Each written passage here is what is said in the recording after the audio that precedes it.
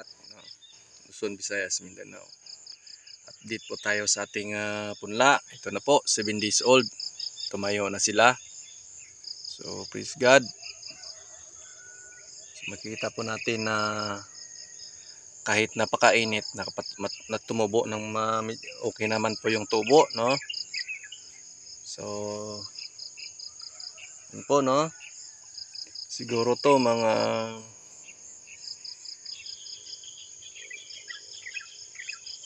3 days o 2 days pwede na. Tingnan po natin kung anong takbo ng ating punla kasi napakainit, no? Halos 10 araw na walang ulan. Ito yung aking binabantayan. So actually po kahapon wala akong ginawa. Ito lang po, no? Binantayan ko tong punla ko.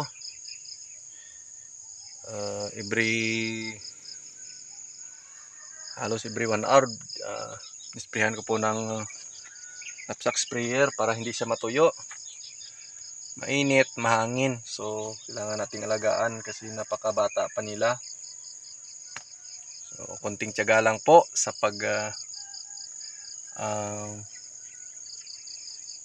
alaga sa ating punla kasi sayang, medyo mahal. So ayan po, no, makita po natin, no, napakaganda ng ating punla. So may mga nakikita po tayo na medyo bakante, nag-uumpisa pa lang na bumangon, pero okay lang yan, no? Habang nagtatanim po tayo, may mga kunting delay sa pagtubo, pero okay lang, makahabol pa rin kahit papano. Yan po, no, makita po natin na maganda yung ating punla. At saka kung tingnan po natin, napaka-healthy po nila.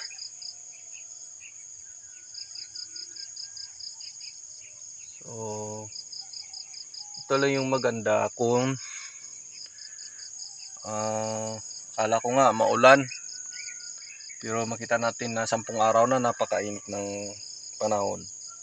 So kunting ingat po tayo, kunting tiyaga po tayo sa alaga ng ating punla kasi pag once nga matuyuan, yung kunting ano lang po, kunting kaalaman po sa experience ko po sa pagpatubo ng ampalaya. Once na lumabas na po yung ugat, lalo na yung una po natin na unang ugat, so dapat napakasilan po to, no? Pag once nga kuting delay po tayo sa pagbasa ng ating punla, once nga natuyo, sorry na po, no? Wala nang pag-asa.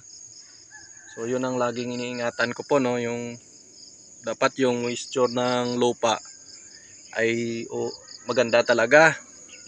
Okay na pag nakatubo na ng ganyan, medyo matuyo-tuyo, okay lang. Pero yung una pa lang, so yun ang ating inaawasan. So yun po, no, na kunting tiyaga lang, kunting sipag so pagdating sa punla para sa akin, no, time talaga. So ito po yung binantayan ko kahapon, no, habang nagtatrabaho ako rito sa aking area. So ito, no, so target ko po mga Tuesday or Wednesday tanim na po tayo. Kailangan i-kondisyon natin yung ating punla kasi napakainit. Ilang oras lang tamaan ng init, tuyo. So dapat mainitan din sila kahit papaano. So yun lang po, no, sa araw na to. At God bless po sa inyong lahat. So yun lang po, no. At saka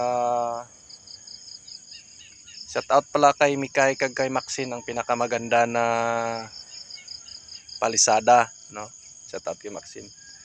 Ang pinakamaganda na palisada pa, mas maganda diyan. Nako. Yari tayo diyan. Shout out kay Jonel Palisada. Shout out kay Gary Palisada.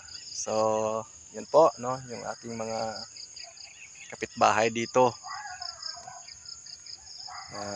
Laking tulong din sila sa akin, no.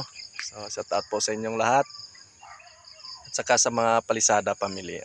So, yun lang po. God bless po sa inyong lahat.